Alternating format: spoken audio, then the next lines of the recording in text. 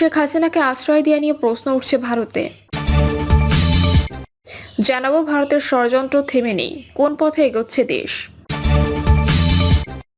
মুক্তিযুদ্ধের সমাবেশে যোগ দিতে পারেন খালেদা জিয়া।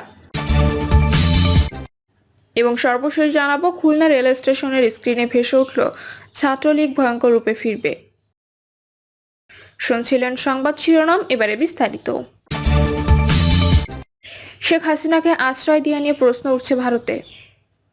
ছাত্র জনতা তুমুল আন্দোলনের মুখে গত 5ই আগস্ট প্রধানমন্ত্রীর পদ থেকে পদত্যাগ করে ছোট বোনকে সঙ্গে নিয়ে বাংলাদেশ থেকে ভারতে চলে যান শেখ হাসিনা। সাবেক এই প্রধানমন্ত্রী তখন থেকে ভারতের রাজধানী নয়াদিল্লিতে রয়েছেন। সেখানকার এক বাংলোতে থেকে প্রায়ই তিনি রাজনৈতিক বিভিন্ন বক্তব্য বিবৃতি দিচ্ছেন। এমন পরিস্থিতিতে শেখ হাসিনাকে ভারতে কিসের ভিত্তিতে আশ্রয় দেওয়া হয়েছে তা নিয়ে প্রশ্ন উঠতে শুরু করেছে দেশটিতেই। দুদিন আগে এই প্রশ্ন তুলেছিলেন ভারতের সংসদের কয়েকজন সংসদ সদস্য। ঢাকা সফর থেকে ফেরার দুদিন পর গত বুধবার ভারতের পররাষ্ট্র সচিব বিক্রম মিস্ত্রি দেশটির পররাষ্ট্র মন্ত্রণালয়ের সংসদীয় স্থায়ী কমিটির সঙ্গে বৈঠক করেন। ওই বৈঠকে প্রধান উপদেষ্টা অধ্যাপক ডক্টর মোহাম্মদ ইউনূস সহ বাংলাদেশের অন্তর্বর্তী সরকারের শীর্ষ কর্মকর্তাদের সঙ্গে আলোচনার বিষয়ে ব্রিফ করেন তিনি। দিল্লিতে 2.5 ঘন্টারও বেশি সময় ধরে চলা ব্রিফে দেশটির 21 থেকে 22 জন সংসদ সদস্য উপস্থিত ছিলেন। ব্রিফে অংশ নিয়ে একাধিক সূত্রের বরাত দিয়ে দেশটির সংবাদ মাধ্যম INS জানায়, ব্রিফিং এর সময় পররাষ্ট্র সচিব বিক্রম মিস্ত্রির কাছে ভারতের কয়েকজন সদস্য শেখ হাসিনা কোন মর্যাদায় দেশটিতে অবস্থান করছেন সেই সম্পর্কে জানতে চেয়েছেন। বাংলাদেশের সাবেক প্রধানমন্ত্রী ভারতে আশ্রয়ের বিষয়ে প্রশ্ন করে তিনি বলেন, বাংলাদেশের ক্ষমতাচ্যুত প্রধানমন্ত্রী শেখ হাসিনার ভারতে কেন আশ্রয় নিয়েছেন এবং বাংলাদেশ সরকারের বিরুদ্ধে বিবৃতি দিচ্ছেন। ভারতের প্রধানমন্ত্রী নরেন্দ্র মোদী নেতৃত্বাধীন বিজেপি সরকার কি শেখ হাসিনার এসব বক্তব্যকে সমর্থন করছে, প্রশ্ন করেন তিনি। ওআইসি বলেন, একটি দেশ হিসেবে বাংলাদেশের সঙ্গে ভারতের পররাষ্ট্রনীতির সম্পর্ক হওয়া উচিত, কোনো বিশেষ পরিবারের সঙ্গে নয় বলে মন্তব্য করেন আসাউদ্দিন ওয়াইসি। মুক্তিযুদ্ধ সমাবেশে যোগ দিতে পারেন খালেদা জিয়া। মহান বিজয় দিবস উপলক্ষে মুক্তিযুদ্ধ সমাবেশ করবে জাতীয়তাবাদী মুক্তিযোদ্ধা দল। 21শে ডিসেম্বর রাজধানীর আগারগাঁও চীন মৈত্রী সম্মেলন কেন্দ্রে এই সমাবেশ হবে। এতে বিএনপি চেয়ারপারসন খালেদা জিয়া অংশ নেওয়ার কথা রয়েছে। এই সমাবেশকে কেন্দ্র করে ব্যাপক প্রস্তুতি নিচ্ছেন সংগঠনের নেতাকর্মীরা। বিএনপি দলীয় একাধিক সূত্রে তথ্য জানা গেছে, সবকিছু ঠিক থাকলে দীর্ঘ প্রায় 6 বছর পর প্রথম কোনো সমাবেশে অংশ নিচ্ছেন বিএনপি চেয়ারপারসন। সূত্র জানায়, ওই দিন বিএনপি চেয়ারপারসন খালেদা জিয়ার সমাবেশে যাওয়ার মতো অসুস্থতা থাকলে তিনি অংশ নেবেন। এজন্য সমাবেশ 2 ঘন্টার মধ্যে শেষ করা হবে। খালেদা জিয়া ছাড়াও দলের ভারপ্রাপ্ত চেয়ারম্যান তারেক রহমান ভার্চুয়ালি যুক্ত থাকবেন। সারা দেশ থেকে মুক্তিযোদ্ধা দলের শীর্ষ নেতারাও সমাবেশে যোগ দেবেন। এ ব্যাপারে জাতীয়তাবাদী মুক্তিযোদ্ধা দলের কেন্দ্রীয় সাধারণ সম্পাদক মুক্তিযোদ্ধা সাদেক আহমেদ খান বলেন, বিজয় দিবসের ওপর 21শে ডিসেম্বর মুক্তিযোদ্ধা সমাবেশ হবে। আমরা চীন মৈত্রী সম্মেলন কেন্দ্রেই সমাবেশ করব। তিনি বলেন, বিএনপির ভারপ্রাপ্ত চেয়ারম্যানের কথা দিয়েছেন সমাবেশে খালেদা জিয়া উপস্থিত থাকবেন। খুলনা রেল স্টেশনের স্ক্রিনে ভেসে উঠল ছাত্রলীগের ভয়ঙ্কর রূপে ফিরবে।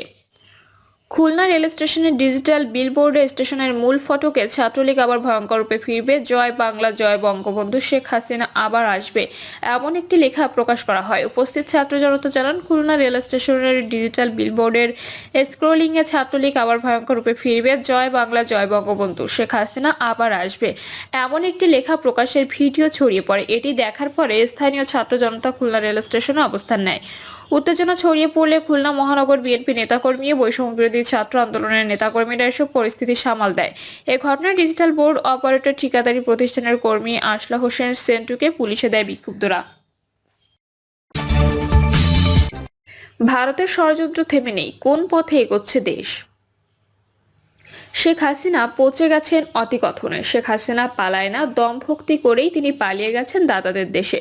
ভারতের সহায়তায় তিনি বাংলাদেশের সম্রাজ্ঞী হয়ে উঠেছিলেন। দিল্লির ইন্ধন আর তার কথায় আইন, বিচার, প্রশাসন যন্ত্র সবকিছু চলেছে। 18 কোটি মানুষের মাথার উপর জগদ্দল পাথর হয়ে চেপে বসেছিলেন ফ্যাসিস্ট হাসিনা। কবি শামসুর রহমানের প্রথম গান দ্বিতীয় মৃত্যুর আগে, কবিতার মতোই দ্বিতীয় রাজনৈতিক মৃত্যুর আগে হাসিনা ভারত মাতার গান গেয়ে পালিয়ে গেছেন দিল্লি। সেখানে বসে বাংলাদেশের বিরুদ্ধে ষড়যন্ত্র চালিয়ে যাচ্ছেন। জনগণের প্রত্যাশায় 8ই আগস্ট গঠিত হয়েছে অন্তর্বর্তী সরকার। গোটা জাতি প্রধান উপদেষ্টা ডক্টর ইউনূসের নেতৃত্বে ঐক্যবদ্ধ। এদেশের মানুষ নির্বাচনকে উৎসব করে না, অথচ প্রায় 2 যুগ ধরে নির্বাচনের নামে তামাশা হচ্ছে। মূলত 2001 সালের নির্বাচনের পর থেকে মানুষ ভোট দেওয়ার জন্য মুখিয়ে রয়েছেন। নির্বাচন হবে, জনগণ ভোট দিয়ে প্রতিনিধি নির্বাচন করবেন। প্রধান উপদেষ্টা আন্তর্জাতিক খ্যাতি সম্পন্ন ব্যক্তিত্ব ও ডক্টর মোহাম্মদ ইউনূস একাধিকবার জানিয়েছেন, রাজনৈতিক দলগুলো যেভাবে চাইবে সেভাবে সংস্কার ও নির্বাচন নির্বাচন হবে, আমরা চলে যাব। গত 4 মাসে ফ্যাসিস্ট হাসিনা কয়েকবার অন্তর্বর্তী সরকারকে উৎখাতে প্রতি বিপ্লব ঘটনা ষড়যন্ত্রের তীর ছুঁড়েছে বাংলাদেশে। 18 কোটি মানুষ সব ষড়যন্ত্র ভুল করে দিয়েছে। হাসিনা ও ভারতের ষড়যন্ত্র যখনই বুঝতে পেরেছে তখনই ডক্টর ইউনূস রাজনৈতিক দলগুলোকে ঐক্যবদ্ধ হওয়ার আহ্বান জানিয়ে সংলাপে রেখেছেন। আদর্শ, দর্শন, দল মত নির্বিশেষে রাজনৈতিক দলগুলো ছুটে গেছে সংলাপ করে ডক্টর ইউনূসের হাতকে শক্তিশালী করতে যা কিছু করা প্রয়োজন তা করার অঙ্গীকার করেছে দলগুলো। তারপরও কোথায় যেন সন্দেহ, অনিশ্চয়তা। যে যায় লঙ্কায় সেই হয় রাবণ প্রবাদের মতো কয়েকজন উপদেষ্টার অতি কথনে মূলত এই পরিস্থিতির উদ্ভব হয়েছে। মানুষের মধ্যে প্রশ্ন, কোন দিকে যাচ্ছে দেশ? সময় মতো নির্বাচন হবে তো? সংস্কারের নামে অন্তর্বর্তী সরকার কত বছর থাকবে? ধ্বংসপ্রাপ্ত আওয়ামী লীগকে জাগিয়ে তুলে পুনর্বাসনের লক্ষ্যেই কি সংখ্যানুপাতিক নির্বাচন পদ্ধতি সংবিধানের সংযোজনের চেষ্টা চলছে, নাকি কিছু এনজিওর প্ররোচনায় কিংস পার্টি গঠনের লক্ষ্যে সংস্কারের নামে নির্বাচন বিলম্বিত করার চেষ্টা হচ্ছে? সাধারণ মানুষের মনে এমন হাজারো প্রশ্নের উদ্ভব হচ্ছে, কারণ একটি এনজিও ইতোমধ্যে জরিপের নামে দেখিয়েছে নতুন রাজনৈতিক দল গঠিত হলে 40% মানুষ তাদের ভোট দেবে এমন মতামত দিয়েছে। এনজিওর এই জরিপের কারণে কিছু মানুষ লোভে পাপ পাপে মৃত্যু প্রবাদ কার্পেটের নিচে চাপা দিয়ে কবি জীবনানন্দ দাশের আবার আসিব ফিরে মতো ফের ক্ষমতায় আসার লোভে দল গঠনের উদ্যোগী হন। জাতীয় মুক্তি কাউন্সিলের সভাপতি প্রখ্যাত দার্শনিক রাজনৈতিক বিশ্লেষক বদরুদ্দিন ওমর বলেছেন, দেশের মানুষ নির্বাচনমুখী। যতই চেষ্টা হোক আওয়ামী লীগ আর কোনোদিন দাঁড়াতে পারবে না। দলটির মৃত্যু হয়েছে, অথচ দলটিকে নিষিদ্ধ করার চেষ্টা করে নতুন নাম পুনরুজ্জীবিতের চেষ্টা হয়েছে। এ ধরনের চেষ্টা ছিল অদূরদর্শী চেতনাধারীদের। শেখ হাসিনা ভারতের ইন্ধনে শেখ মুজিবুর রহমানকে শেষ করে দিয়েছে, তবে আওয়ামী লীগ নিষিদ্ধের বিপক্ষ অবস্থান নিয়ে বিএনপি রাজনৈতিক পরিপক্বতার পরিচয় দিয়েছে। এছাড়াও ছাত্ররা যে প্রেসিডেন্ট মোহাম্মদ শাহাবুদ্দিনকে সরানোর আন্দোলন করেছেন এবং বিএনপি তার বিরোধিতা করেছে, সেটিতে বিএনপি রাজনৈতিক দূরদর্শিতার পরিচয় দিয়েছে। এখন বিভেদ নয়, সবাইকে ঐক্যবদ্ধ থাকতে হবে। নির্বাচন কমিশন গঠন করা হয়েছে। কমিশন আগামী বছরের মার্চ মাসে পূর্ণাঙ্গ ভোটার তালিকা প্রকাশ করার ঘোষণা দিয়েছে।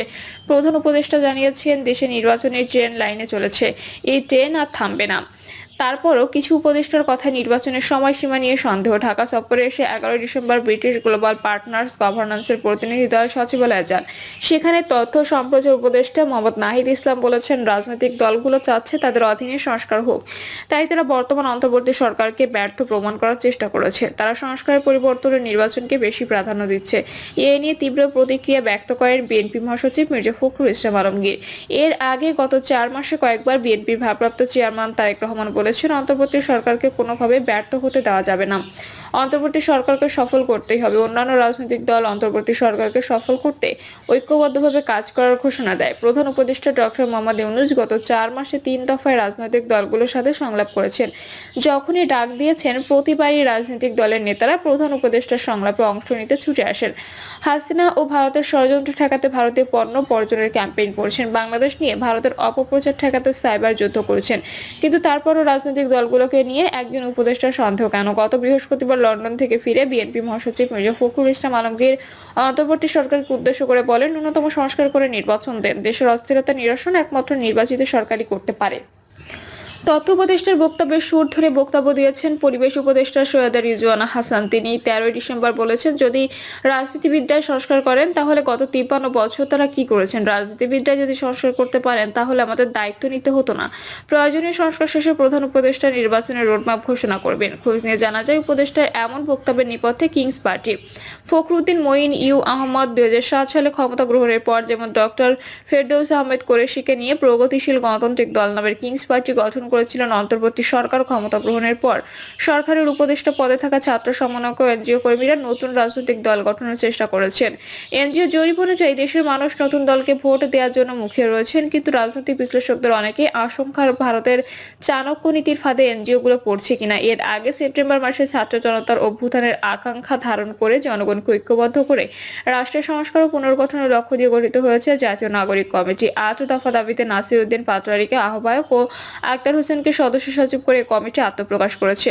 প্রধান উপদেষ্টার সঙ্গে রাজনৈতিক দলগুলোর সাথে আয়োজিত সংলাপে বৈষম্য বিরোধী ছাত্র আন্দোলনের সমন্বয়কদের পাশাপাশি জাতীয় নাগরিক কমিটির সদস্যরা অংশ নেন। জাতীয় নাগরিক কমিটি গত 12 ডিসেম্বর ঘোষণা দেয়, ত্রয়োদশ জাতীয় সংসদ নির্বাচনে 300 আসনের প্রার্থী দেওয়া হবে। সূত্রের দাবি, চলতি মাসে সেই দিকে নতুন দলের আত্মপ্রকাশ ঘটতে পারে। দেশের যে কোনো নাগরিকের রাজনীতি করা বা রাজনৈতিক দল গঠনের গণতান্ত্রিক অধিকার রয়েছে।